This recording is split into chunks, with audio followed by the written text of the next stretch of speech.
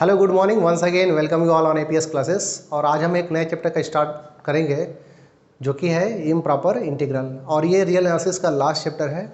और मैं आपको एक बात बताते चलूँ कि इस चैप्टर से 110% श्योर है कि एक क्वेश्चन जरूर आता है आपके यूनिवर्सिटी एग्जाम में। तो आज हम समझेंगे इम्प्रॉपर इंटीग्रल क्या होता है। सबसे पहली बात तो ये, अगर नॉर्मल डिफिनेशन दी जाए तो इम्प्रॉपर इंटीग्रल क्या होता है, एक ऐसा इंटीग्रल जो कि प्रॉपर ना हो, इम्प्रॉपर है। तो आपको एक क्लियर अंडरस्टैंडिंग होनी चाहिए प्रॉपर इंटीग्रल किसे बोलते हैं। तो first of all we start with the proper integral, but proper integral को समझने के पहले आपको बाउंडेड फंक्शन पता होना चाहिए, क्योंकि प्रॉपर इंटीग्रल में इसका यूज किया गया है बाउंडेड फंक्शन का। तो स्टार्टिंग से स्टार्ट करते हैं। First of all what is a bounded function. तो आपको मैं बताते चलूँ कि बाउंडेड फंक्शन क्या होता है। आपके पास अगर कोई भी फंक्शन हो और अगर उसका रेंज सेट बाउंडेड होता है तो बोलते हैं function is bounded. It means a function is said to be a bounded function if its range is bounded. It means f is defined from current interval a b to r is bounded if there exist two real numbers small m and capital M such that f of x is less than or equal to capital M and f of x is greater than or equal to small m for all x belongs to closed interval a b। Means x जो है इस domain में belong करेगा।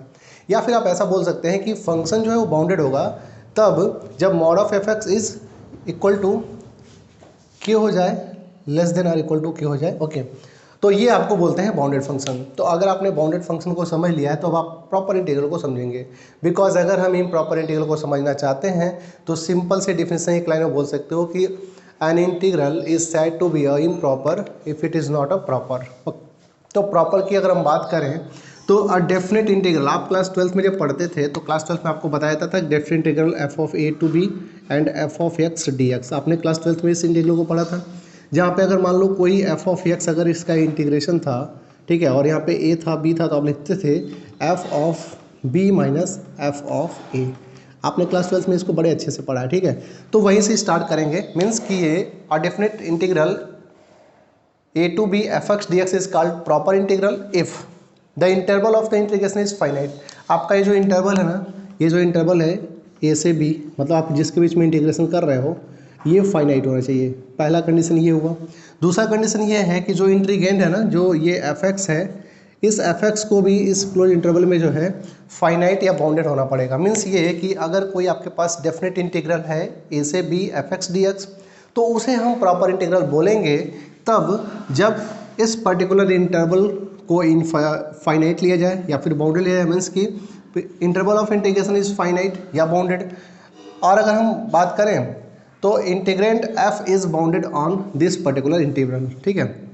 और अगर ये proper integral है, ठीक है, तो fx अगर जो है इस प्रॉपर fx dx का, ये कैपिटल fx अगर जो है इनडेफिनिट इंटीग्रल है तो इसकी जो वैल्यू होगी वो कुछ इस टाइप से होगी। आप ये क्लास 12th में ऑलरेडी कर चुके हो, ठीक है। तो अब देखो हम इम्प्रॉपर की तरफ चलते हैं, जो हमारा आज का टारगेट है इम्प्रॉपर इंटीग्रल। तो मैंने स्टार्टिंग में ही बोला था कि अगर कोई इंटीग्रल है और वो प्रॉपर नहीं है तो क्या है, इम्प्रॉपर है, ठीक है। तो अगर जो है प्रॉपर नहीं है, इसका मतलब कि ये कंडीशन जो है फेल कर जा रही होगी, या फिर ये कंडीशन फेल कर जा रही होगी, या फिर दोनों के दोनों फेल कर रहे होंगे। तो आप लिख सकते हो कि a definite integral a to b fx dx is called improper integral if either or both the above conditions not satisfy। above condition means condition 1 and condition 2, जो आपने प्रॉपर इंटीग्रल में बता रखा था कि आपके पास जो fx है dx है वो एक फाइनाइट इंटरवल a b के अंतर्गत जो है इंटीग्रेट किया जा रहा है। तो या तो ये जो क्लोज इंटरवल ए बी है यही इनफाइनाइट हो जाए, या फिर दूसरा क्या है कि ये जो एफ है जो इंटीग्रेंड है, ठीक है, ये बाउंडेड ना हो कि अनबाउंडेड हो जाए, या फिर दोनों के दोनों कंडीशन फेल कर जाए। तो अब देखो आप लिख सकते हो कि a definite integral is said to be an improper integral if either first condition और सेकेंड कंडीशन फेल्स और both the condition fails simultaneously, ठीक है। तो अब यहाँ से जो लास्ट पॉइंट ये है ना, 10 करके मैंने लिखा हुआ है इस प्रकार से, इसे आप ध्यान से देखेंगे। यहाँ पे क्या लिखा हुआ है कि integral a to B F x D x is an improper integral if either the interval of integration a b is not finite. मतलब कि ये जो इंटीग्रेशन ए बी है आपने यहाँ से जो लगा रखा है, जो आपने ऐसे कर रखा है, क्या a to B F x D x आपने कर रखा है, ये कुछ इस प्रकार से हो जाए। ऐसा नहीं होगा, ये कुछ इस प्रकार से होगा कि यहाँ से 1 ले लो, यहाँ इनफाइनाइट ले लो, ठीक है, और यहाँ पे कोई फंक्शन ऑफ एक्स और डी एक्स हो जाए, मतलब कि एक वैल्यू इनफाइनाइट हो जाए। या फिर हो सकता है कि दोनों के दोनों इनफाइनाइट हो जाए, ठीक है, दोनों के दोनों इनफाइनाइट हो जाए। या फिर ये जो बीच का फंक्शन है वो जो है 0 to 1 लेके चलें और यहाँ पे एफ एक्स डी एक्स कुछ मैं ऐसा ले लूँ कि ये बीच का फंक्शन जो है इन बाउंडेड इंटरवल के बीच में अनबाउंडेड हो जाए, इन दोनों फाइनाइट इंटरवल के बीच में अनबाउंडेड हो जाए। ठीक है, आप ऐसे लिख सकते हो इंटीग्रल 0 to 1 1/x⁻2/3 dx ऐसे लिख सकते हो।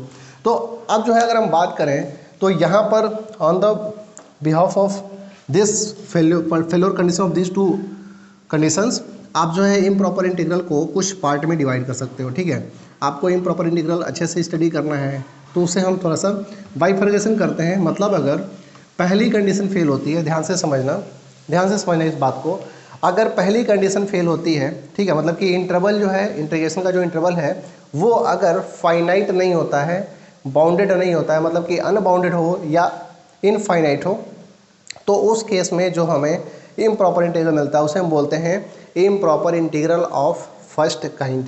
ठीक है, जब दूसरी कंडीशन फेल करती है, मतलब कि अगर इंटीग्रेंड एफ इज़ बाउंडेड ना होके अनबाउंडेड होता है इस क्लोज इंटरवल में, यानी कि दूसरी कंडीशन फेल होती है, तो उस टाइप के इम्प्रॉपर इंटीग्रल को बोलते हैं improper integral of second kind. और अगर दोनों के दोनों कंडीशन एक साथ फेल कर जाएं तो उसे हम बोलते हैं improper integral of third kind. तो उम्मीद करते हैं आपको ये प्रॉपर जो डिफिनेशन हमने बताया बाउंडेड फंक्शन प्रॉपर इंटीग्रल और इन प्रॉपर इंटीग्रल ये समझ में आएगा। अब हम इन प्रॉपर इंटीग्रल के टाइप्स पे चलते हैं और उसे हम लिखने की कोशिश करते हैं। ठीक है, तो अभी देखो हमारे पास जो इम्प्रॉपर इंटीग्रल है हमको बेसिकली उसी का अध्ययन इस चैप्टर में करना है पूरे अच्छे तरीके से। अच्छा, मैं आपको एक बात बताते चलूँ, ठीक है, मैं आपको एक बात बताते चलूँ कि जो इसका नोट्स होगा ना, इस पर्टिकुलर चैप्टर का जो नोट्स होगा वो इसके डिस्क्रिप्शन बॉक्स में अवेलेबल है। ठीक है, आपको मैं इस लेक्चर में जितनी भी बातें बताऊँगा वो सारे के सारे पॉइंट्स टू पॉइंट्स एक वेल डिफाइंड मैनर में नोट्स फॉर्मेट में आपको डिस्क्रिप्शन बॉक्स में लिंक अवेलेबल है, आप वहाँ से इसके नोट्स को डाउनलोड कर सकते हो। ओके, तो चलो अब हम स्टार्ट करते हैं। क्या the very first point is what, the very first point is what. अब यहाँ पे हम इम्प्रॉपर इंटीग्रल के टाइप्स पढ़ेंगे। ठीक है, टाइप्स ऑफ इम्प्रॉपर इंटीग्रल। अगर हम टाइप्स ऑफ इम्प्रॉपर इंटीग्रल की बात करें तो सबसे पहला जो टाइप होगा आपको इस प्रकार से कुछ लिखना है। स्टार्टिंग आपको यहाँ से करना है कि इफ़, आप ऐसे लिख सकते हो कि in the definite integral, in the definite integral, आपके पास डेफिनिट इंटीग्रल क्या है, अगर a to b f x D x, in the definite integral a to b f x D x, if either a और b, या तो a या फिर b, ठीक है, और both are infinite, are both either a और b और बोथ आर इनफाइनाइट,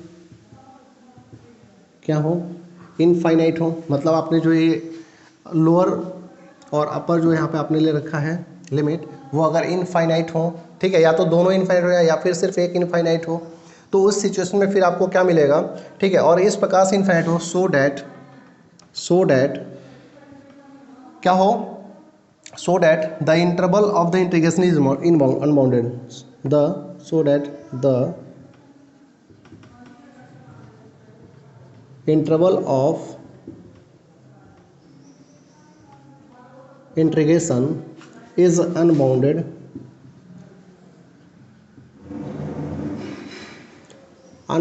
ठीक है, इस प्रकार से हो कि जो आपका इंटरवल हो इंटीग्रेशन का वो अनबाउंडेड हो, तो आप क्या बोल सकते हैं, देन लिख सकते हैं, देन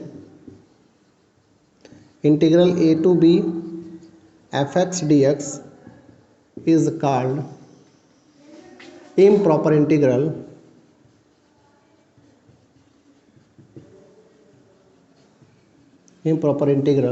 of first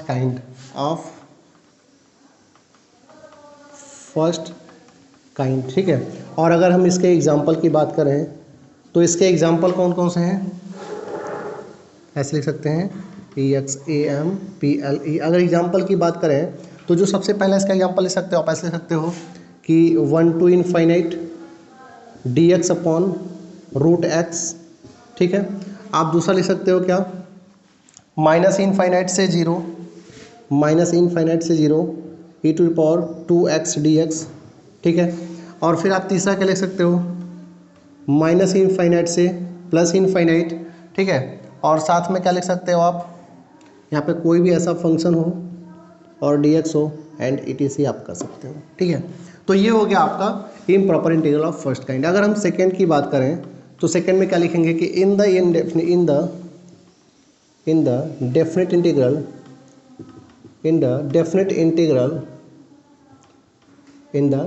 इंटीग्रल क्या है, a to b f of x dx if, अब आगे आप बताएंगे, in the definite integral a to b f of x dx if both a and b are finite, so that if both a and b are finite, so that finite है but इस प्रकार से हैं, a and b are finite so that the interval of integration is a finite, so that the interval of integration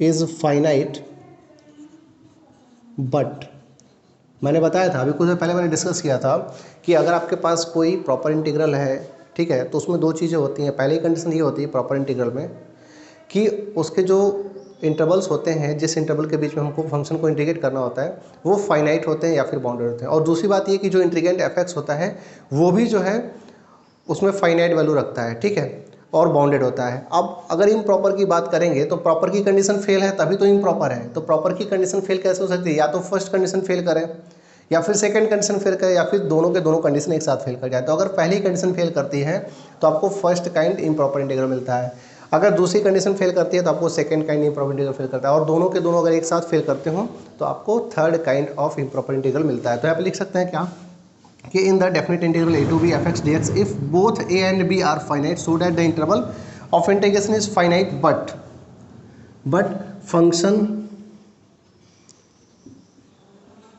function जो आपका f है, function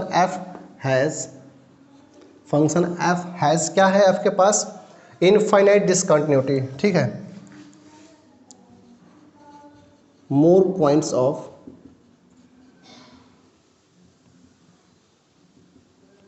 infinite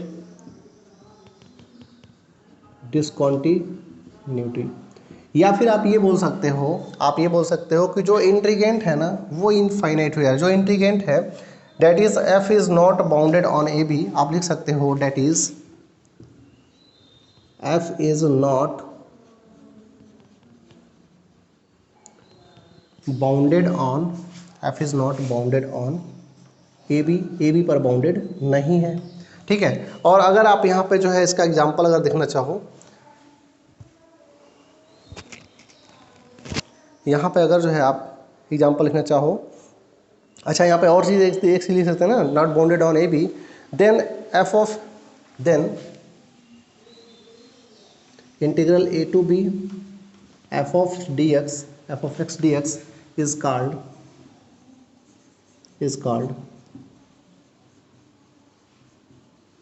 improper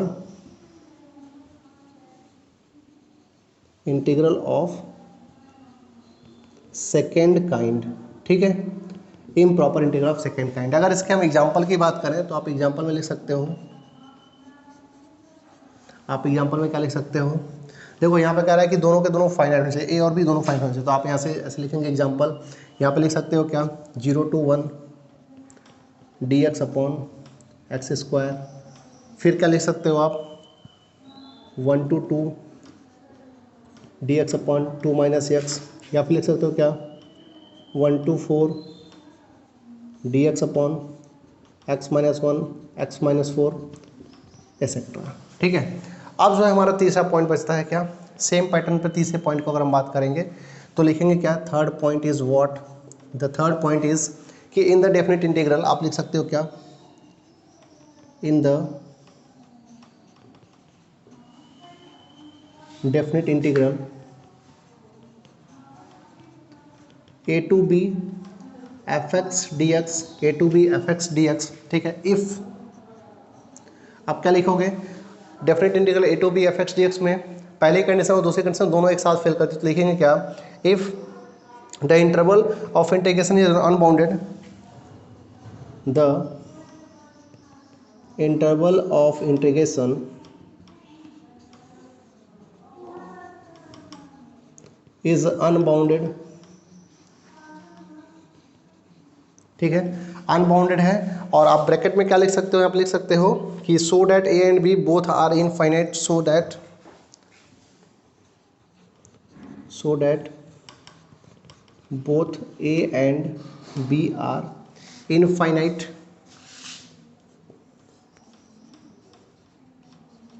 ठीक है।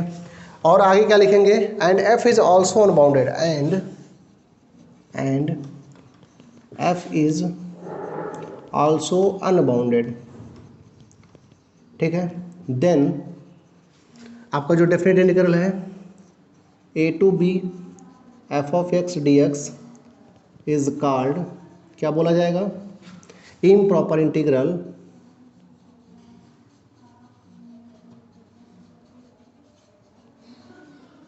ऑफ थर्ड काइंड, ठीक है। अब फॉर्चुनेटली आपके यूनिवर्सिटी गोरखपुर में क्या है, फर्स्ट और सेकेंड काइंड को ही बताया गया, थर्ड काइंड पे क्वेश्चन नहीं पूछे गए, ठीक है।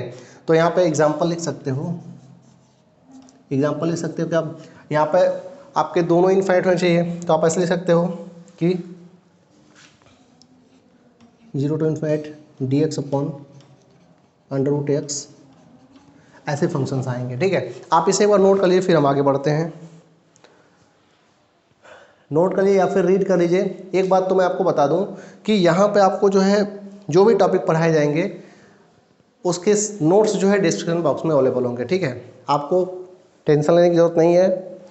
इम्प्रॉपर इंटीग्रल का ये पहला लेक्चर है और इसके बाद जो है और भी आपके 3-4 लेक्चर इसमें और आएंगे। अच्छा, मैं आपको एक बात और बता दूँ, इम्प्रॉपर इंटीग्रल से क्वेश्चन जो है, एक क्वेश्चन कई बार तो नेट के एग्जाम में पूछ देता है और बिल्कुल सिंपल सा क्वेश्चन पूछता है। नेट के एग्जाम में जो पार्ट बी होता है वहाँ पे यहाँ से मतलब इस पर्टिकुलर टॉपिक से क्वेश्चन जरूर आ जाता है, एक क्वेश्चन तो लगभग आ ही जाता है, ठीक है। अब जो है अगर हम यहाँ पे बात करें तो एक छोटा सा पॉइंट और हमें पढ़ना होगा, क्या, सिंगुलर पॉइंट, ठीक है। सिंगुलर पॉइंट हमको पढ़ना होगा। और देखो सिंगुलर पॉइंट क्या होता है, सिर्फ एक लाइन की डिफिनेशन है, उसके बाद हम आगे बढ़ेंगे। तो अब अगर हम बात करें तो मैं इसको इरेज कर देता हूँ, फिर हम लोग आगे बढ़ते हैं।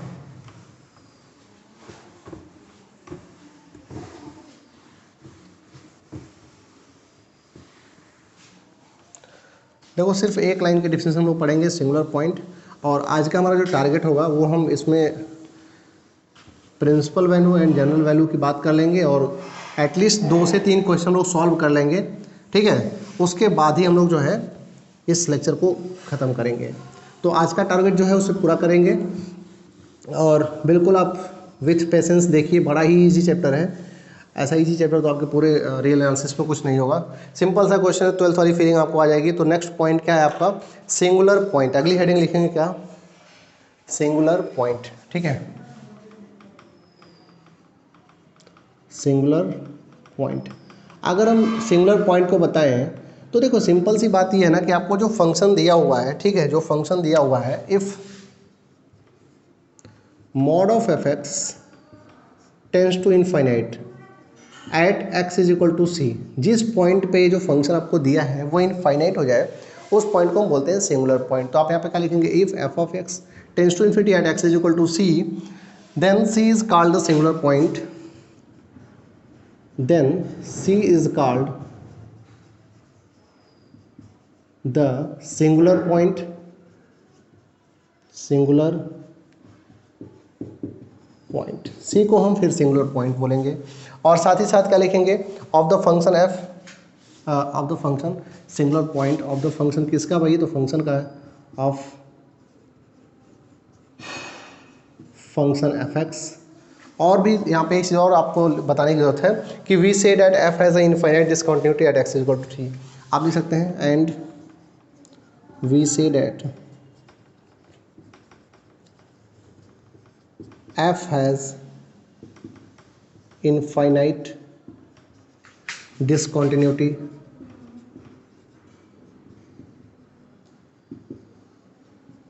Eight x is equal to c. Okay, अभी इसके आगे हम एक छोटा सा पॉइंट और पढ़ेंगे, फाइनाइट रेंज की बात करेंगे, ठीक है, फाइनाइट रेंज की बात करेंगे। अगर हम फाइनाइट रेंज की बात करेंगे तो फाइनाइट रेंज क्या होता है उसे देख लो।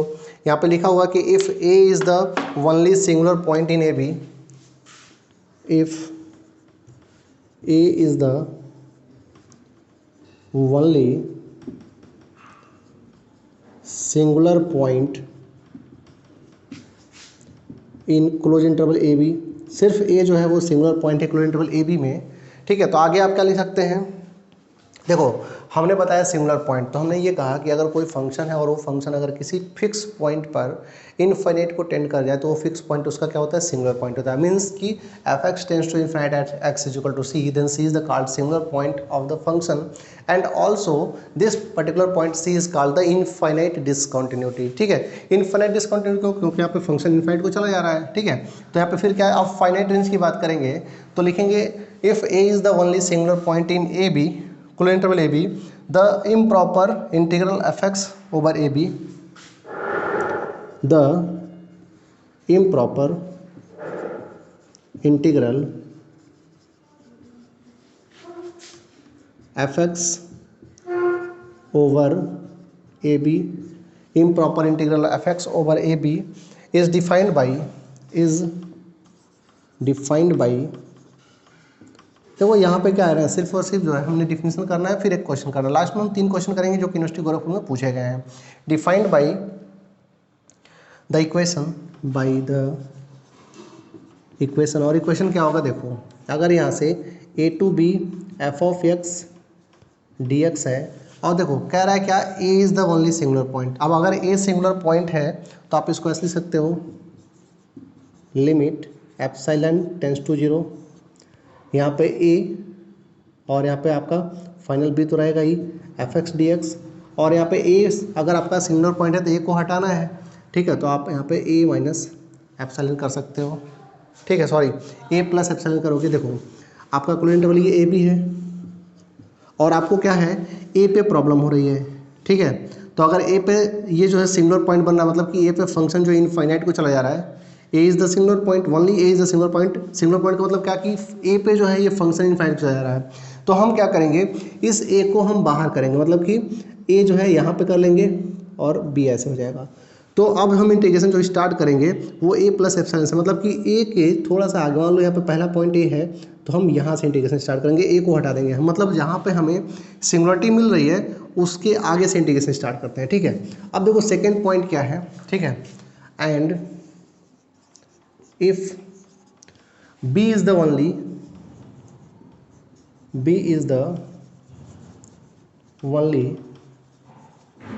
सिंगुलर पॉइंट, अगर b सिंगुलर पॉइंट है इन क्लोज इंटरवल ए बी, तो क्या करेंगे, देन इम्प्रॉपर इंटीग्रल, तो उस सिचुएशन में improper integral f x over open a b is defined by the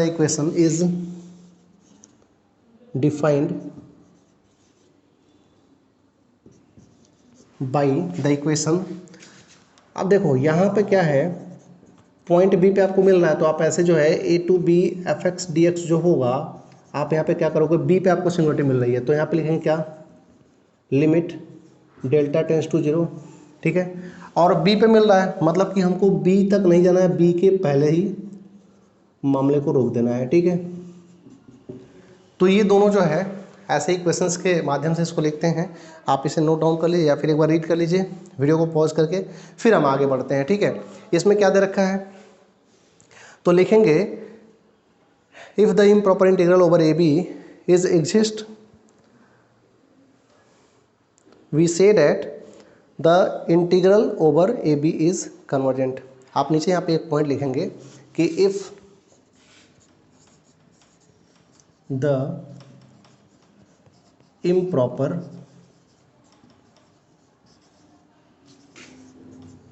integral over the interval AB exists, we say that क्या करेंगे कि इम्प्रॉपर इंटीग्रल कन्वर्जेंट नेचर का, इम्प्रॉपर इंटीग्रल इज कन्वर्जेंट। ठीक है, उम्मीद करते हैं ये आपको टॉपिक समझ में आएगा। इसके बाद हम जो है आज के मेन टॉपिक को डिस्कस करेंगे, जिसे हम बोलेंगे क्या, general value and principal value. और फिर जो है हम जनरल वैल्यू और प्रिंसिपल वैल्यू पे 2 क्वेश्चन सॉल्व करेंगे, ठीक है, जो कि आपके यूनिवर्सिटी में लास्ट ईयर पूछा हुआ है। तो स्टार्ट करते हैं general value and principal value. और देखो बड़ा सिंपल सा टॉपिक है ये, इसमें कोई बहुत हार्ड एंड फास्ट रूल नहीं है, सिंपल सा टॉपिक है, चाहो तो इसे बड़े आराम से कर सकते हो और कर ही लोगे, इसमें कोई दिक्कत नहीं होगी।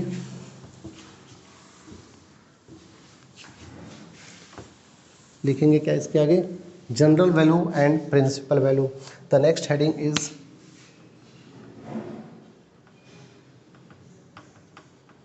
Principal value and general value of improper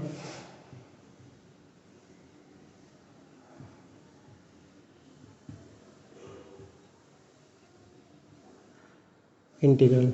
ठीक है, अब यहाँ से क्या करेंगे, देखो छोटी सी थियरी है और इसे पढ़ना बड़ा ज़रूरी है। यहाँ पे लिखेंगे कि suppose that F x has, आपके पास क्या है, इसकी थियरी बड़ी अच्छे से पढ़ेंगे। Suppose that F x has, F x के पास क्या है, एक सिंगुलरिटी है, एक सिंगुलर पॉइंट है। Suppose that F x has singular point only eight, suppose that F x has singular point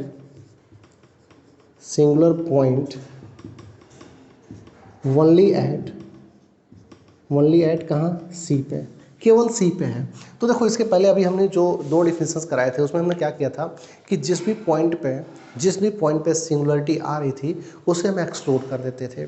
तो यहाँ पे भी अगर जो है सी पे क्या है, सिंगुलर पॉइंट आ रहा है, तो देन आप क्या करोगे, जो आपका एफ एक्स है is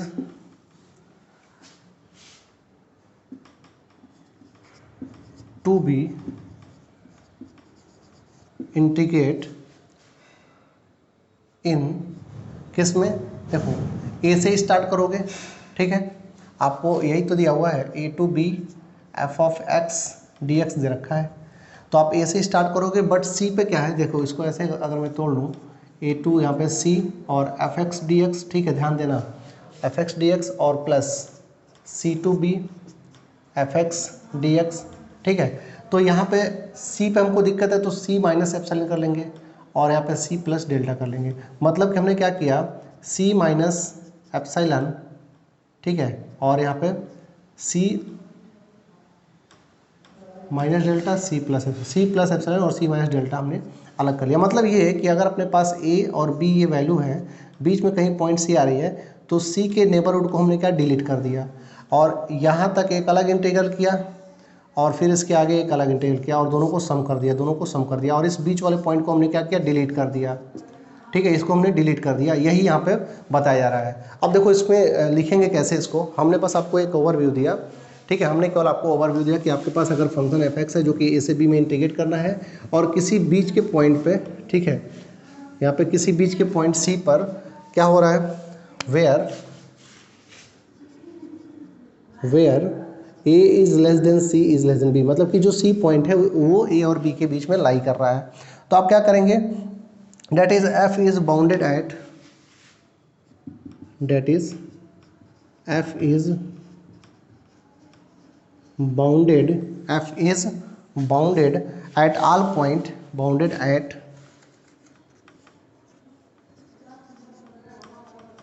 all point f is bounded at all point except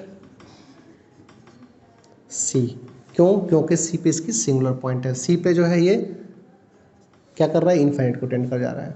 तो यहाँ पे आपको देखेंगे कि अगर ऐसा कुछ मिल रहा है तो अभी आपको मैंने बताया कि कुल इंटरवल ए बी में से सी को नेबरहुड के साथ एक्सक्लूड कर देंगे। तो आप लिखेंगे कि enclose a point C,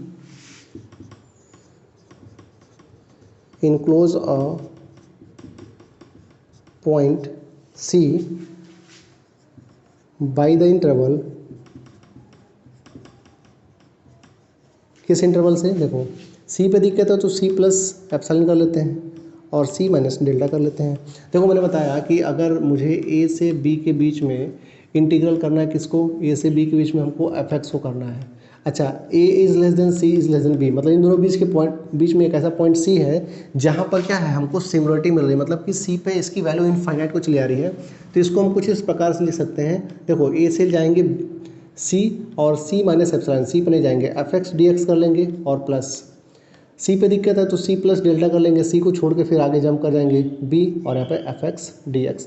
मतलब जिस पर्टिकुलर पॉइंट पे हमको दिक्कत होती है उसे हम जो है क्या करते हैं, इस मान लो A से B तक है, C पे प्रॉब्लम है तो C वाले इस पॉइंट को हमने क्या किया, यहाँ से डिलीट कर दिया। ठीक है, ये जो इतना पॉइंट हमने डिलीट कर दिया और सिर्फ इधर और इधर जो है हमने इंटीग्रल करके और जोड़ दिया। तो यही करेंगे, interval C plus delta and C minus delta, ठीक है, where epsilon and delta both are positive, where epsilon and delta both are positive integer and independent to each other, both are positive integer and independent to each other।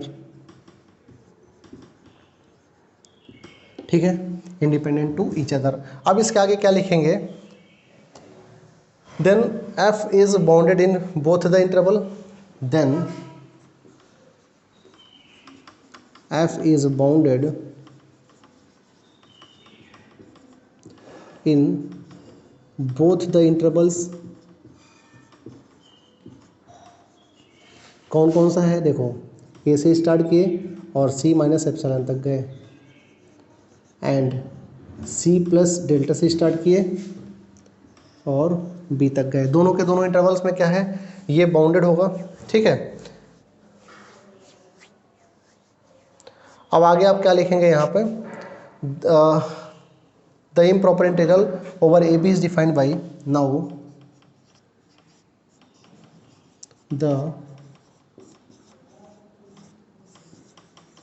improper integral over AB is defined by, कैसे define करेंगे, यहाँ पे लिखेंगे क्या, A to B f of x dx is equal to, A से हमने start किया और C माइनस एप्सिलॉन में पहुँच गए और यहाँ पे fx dx कर लिया। ठीक है, और प्लस हम क्या करेंगे, यहाँ से C प्लस डेल्टा से स्टार्ट करेंगे, B तक जाएंगे और fx dx तक जाएंगे। तो ऐसे हम जो है क्या करते हैं, डिफाइन कर सकते हैं, इस तरीके से हम डिफाइन कर सकते हैं और इसे हम इक्वेशन 1 बोलेंगे। ठीक है, इसे हम इक्वेशन 1 बोलेंगे। और यहाँ पर क्या करेंगे, यहाँ पे आप जो है नीचे एक चीज़ और लिखेंगे, ठीक है, कि provided both the limit exist then this value is called, provided both the limit exists then this value is called general value of the integral, provided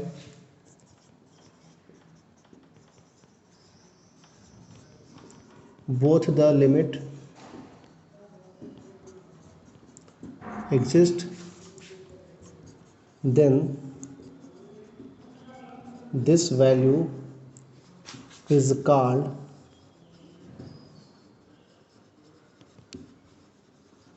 general value. ठीक है, इस वैल्यू को हम जनरल वैल्यू बोलेंगे। अब जो है इसके आगे एक चीज़ और आप नोट करेंगे, if the general value exist then we say that the given definite integral is convergent. देखेंगे यहाँ पे लिख देते हैं पॉइंट्स करके। ठीक है, यहाँ पे लिख देते हैं if the general value exist then we say that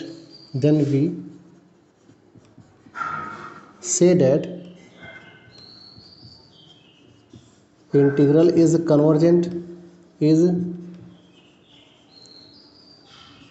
convergent दूसरा पॉइंट, ठीक है।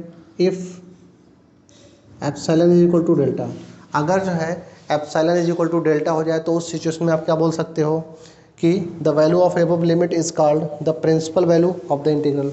अगर जो है epsilon is equal to delta मिल जाए तो लिख सकते हो कि if epsilon is equal to delta then the value of the above limit is called the principal value of the integral. If epsilon is equal to delta then the value of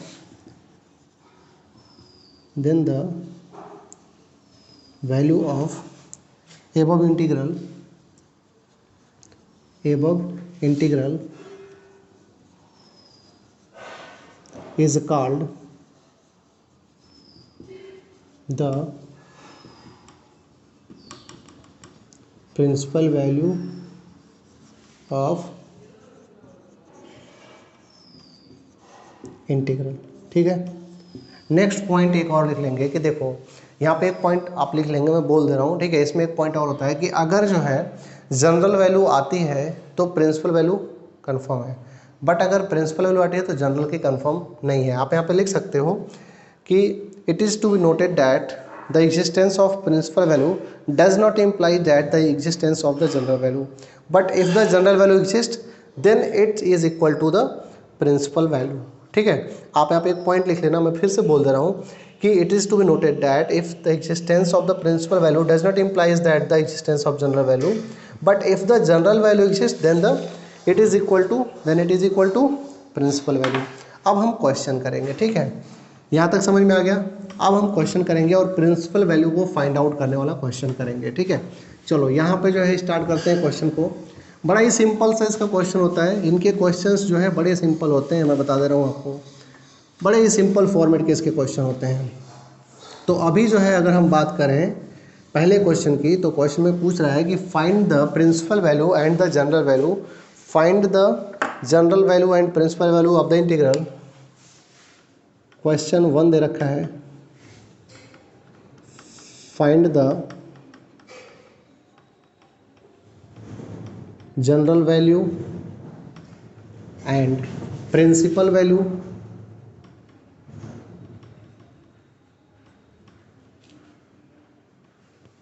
of the integral. और integral क्या दिया है, integral आपका दिया है 0 to 3 dx upon x minus 1 का whole cube, ठीक है। अब देखो यहाँ पे सबसे पहले तो आपको सॉल्यूशन करते समय ये ध्यान में आना चाहिए कि किस पॉइंट पे इसकी सिंगुलरिटी आ रही है, ठीक है। देखो यहाँ पे आपको जो दिया हुआ फंक्शन है, मतलब जो इंटीग्रेशन दिया है 0 to 3 दिया है, dx दिया है और x माइनस 1 का होल क्यूब दिया है। तो यहाँ पे देखो अगर मैं x की वैल्यू 1 पुट कर दूँ ना, देखो आपके पास क्या है 0 से 3 तक है और 0 से 3 के बीच में कहीं ना कहीं जो है यहाँ पे 1 आएगा, ठीक है। इस 1 पे जो है, इस पर्टिकुलर वैल्यू 1 पे क्या है आपका इज सिंगुलर पॉइंट। ऐसा क्यों? क्योंकि x इज इक्वल टू 1 पे ये फंक्शन इनफाइनाइट को चला जाएगा। ऐसे ही x की वैल्यू 1 पुट करो, इनफाइनाइट हो जाएगा, 1 minus 1 0, dx upon 0 infinite. Here 1 is the singular point, 1 is the singular point as fx tends to infinity, ठीक है। यहाँ पे अगर देखो तो यहाँ पे fx क्या है, यहाँ पे fx क्या है 1 अपॉन x माइनस 1 का होल क्यूब, ठीक है। यहाँ पे लिख लेंगे since f of x is equal to what 1 upon x minus 1 का होल क्यूब, ठीक है। तो आप क्या करेंगे, इसके इंटीग्रेशन कैसे लिख सकते हैं 0 to 3 dx upon x minus 1 का whole cube is written as कैसे 0 to 1 पे नहीं जाएंगे, 1 के पहले रुक जाएंगे और साथ में यहाँ पे क्या लिखेंगे limit epsilon tends to 0 to 1 minus epsilon dx upon x minus 1 का होल क्यूब ठीक है, प्लस आप जो है फिर क्या करोगे, 1 से थोड़ा सा आगे से स्टार्ट करोगे, 1 प्लस डेल्टा, फिर लिमिट मेरा छूट रहा है, यहाँ पे लिखेंगे limit delta tends to 0, 1 plus delta से स्टार्ट करेंगे और 3 तक जाएंगे, और यहाँ पे एफ एक्स की जो वैल्यू है वो लिख देंगे, और डी एक्स और एफ एक्स वैल्यू क्या है, एक्स माइनस 1 का होल क्यूब। अब इसको अगर सॉल्व करते हो तो देखो क्या मिलेगा, लिमिट एप्सिलॉन टेंस टू 0 होगा, ठीक है, और आपको पता है कि जब 1 माइनस एक्स का होल क्यूब को इंटीग्रेट करते हो तो आपको क्या मिलता है, 1 अपॉन माइनस 2 एक्स माइनस 1 का होल स्क्वायर, यहाँ हो जाएगा 0, यहाँ हो जाएगा 1 माइनस एप्सिलॉन, ठीक है। और फिर प्लस क्या करोगे, लिमिट डेल्टा टेंस टू 0, ठीक है, और यहाँ पे 1 upon minus 2 1 minus x minus 1 का होल स्क्वायर, और यहाँ पे 1 प्लस डेल्टा, और यहाँ पे हो जाएगा 3, ठीक है। अब यहाँ पे जो है आप अपर लिमिट माइनस लोअर लिमिट वाली जो आपकी क्लास 12 की एक्टिविटी वही करेंगे। तो यहाँ से क्या करोगे, देखो लिमिट एप्सिलॉन टेंस टू 0, अब अगर देखो तो अगर मैं एक्स की वैल्यू 0 पुट कर दूँ, ठीक है, तो 1/2 मिल जाएगा, अपर लिमिट माइनस लोअर लिमिट, तो अगर मैं 0 पुट करता हूँ तो minus lower limit minus minus हो जाता है प्लस, ठीक है, तो आप लिख सकते हो प्लस का 1/2 और माइनस एक्स का 1 माइनस एप्सिलॉन, तो लिखोगे 1/2, ठीक है, और 1 से 1 कैंसिल आउट और सिर्फ एप्सिलॉन बचेगा, तो यहाँ पे और ये माइनस हो जाएगा, प्लस एप्सिलॉन का whole square plus limit delta tends to 0। यहाँ पे देखो, यहाँ पे मैंने क्या किया है, पहले लोअर लिमिट को पुट कर दिया और माइनस साइन जो बीच में आता है उसको माइनस से माइनस यहाँ प्लस कर दिया है, ठीक है, और यहाँ पे अपर लिमिट का ये वाला माइनस यहाँ आगे यूज़ कर लिया है।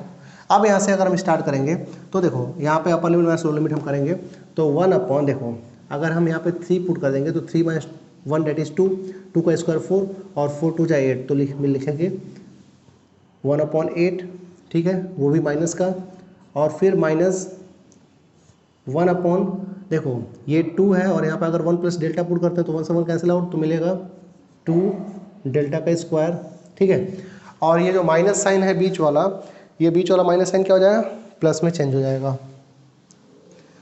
अब यहाँ से क्या करोगे, थोड़ा सा बाइफर्केशन कर लेते हैं हम, यहाँ पे आगे लिखने की कोशिश करते हैं। तो देखो अगर लिखें तो लिखेंगे क्या,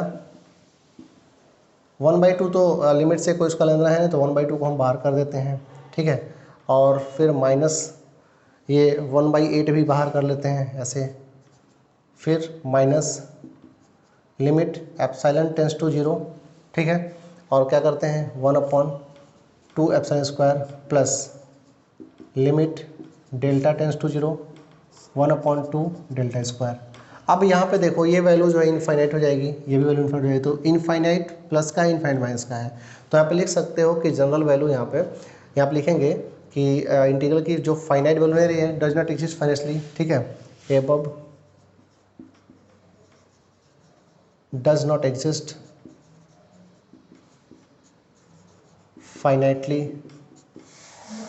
ठीक है, therefore general value does not exist लिखेंगे, देयरफॉर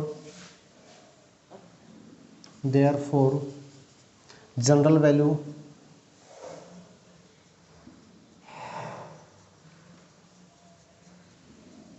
डज नॉट एग्जिस्ट, ठीक है, एंड प्रिंसिपल वैल्यू अगर आपको फाइंड करना है, and principal value will be क्या होगा, 1/2 माइनस 1/8, आप 8 एलसीएम ले लोगे, ठीक है, 2 4 8, 4 माइनस 1 डेट इज़ 3/8, ठीक है, ये आपकी जो है प्रिंसिपल वैल्यू होगी, जनरल वैल्यू एग्जिस्ट नहीं करेगी। आप इसे एक बार नोट कर लीजिए, फिर हम आगे बढ़ते हैं सेकेंड क्वेश्चन पे, ठीक है। अगर अब हम सेकेंड क्वेश्चन की बात करें तो सेकेंड क्वेश्चन जो दे रखा है आपके बुक में, और ये सेकेंड जो क्वेश्चन है ये यूनिवर्सिटी ग्रुप ने 3-4 बार पूछा हुआ है, ठीक है, तो यहाँ पे अगर सेकेंड क्वेश्चन की हम बात करेंगे,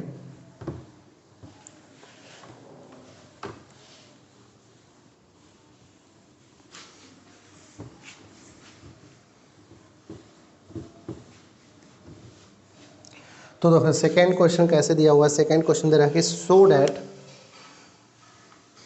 क्वेश्चन नंबर 2 दे रहा है सो डैट क्या शो करना है आपको, -1 से 1 है इंटीग्रल, -1 से 1 है dx है, और यहाँ पे x टू दी पावर क्या है 2/3 है, एग्जिस्ट, ठीक है, एग्जिस्ट आपको शो करना। और ये जो है DDU GKP ने इसको जो है 2011 में पूछा है, ठीक है, 2008 में, और 2008 में भी पूछा है, और 2017 में भी इसको पूछा है DDU गोरखपुर ने। अगर हम इसको सॉल्व करें, तो देखो सबसे पहली बात तो हमको ये ढूंढनी होती है कि -1 से +1 के बीच में, फाइनाइट इंटरवल के बीच में इसकी जो वैल्यू है वो इनफाइनाइट कहाँ होती है, ठीक है। तो ये जो आपको फंक्शन दिया हुआ है हियर द इंटीग्रेंट, लिख सकते हो here the integrand 1/x⁴ tends to infinite at x is equal to 0, ठीक है। ऑब्वियस है कि अगर आपको -1 से और +1 तक जाना हो तो बीच में कहीं ना कहीं 0 आएगा, और ये जो 0 होगा ये क्या है, सिंगुलर पॉइंट। तो आपको अभी मैंने जब थ्योरम बताया था तो ये बताया था कि जिस पॉइंट पे सिंगुलरिटी मिलेगी उस पॉइंट को क्या करेंगे, हम एक्सक्लूड कर देंगे, ठीक है। तो लिखेंगे now -1 to 1 1/x⁴ dx can be defined as क्या, limit epsilon tends to 0 integral. अब देखो -1 से स्टार्ट करेंगे, ठीक है, और हमको 0 पे दिक्कत है तो 0 माइनस एप्सिलॉन कर लेंगे, और यहाँ पे 1/x⁴ है और dx है, और फिर plus limit delta tends to 0 करेंगे, और यहाँ पर क्या करेंगे, देखो 0 प्लस डेल्टा से स्टार्ट करेंगे और 1 तक जाएंगे, और यहाँ पे 1/x⁴ है और dx है, ठीक है। अब अगर इसको इंटीग्रेट करते हो तो देखो थोड़ा सा इंटीग्रेशन सीख लो। अगर x⁴ है, इंटीग्रल करते हो है तो ऐसे 1 ऐसे, तो यहाँ पे x⁴ जो है ऐसे लिख सकते हो, dx को ऐसे लिख सकते हो क्या, x⁻−2/3 dx। तो फार्मूला ये होता है x⁴n dx का फार्मूला ये होता है x⁴n+1/n+1, ठीक है। तो यहाँ पर हो जाएगा x⁻−2/3 + 1/−2/3 + 1।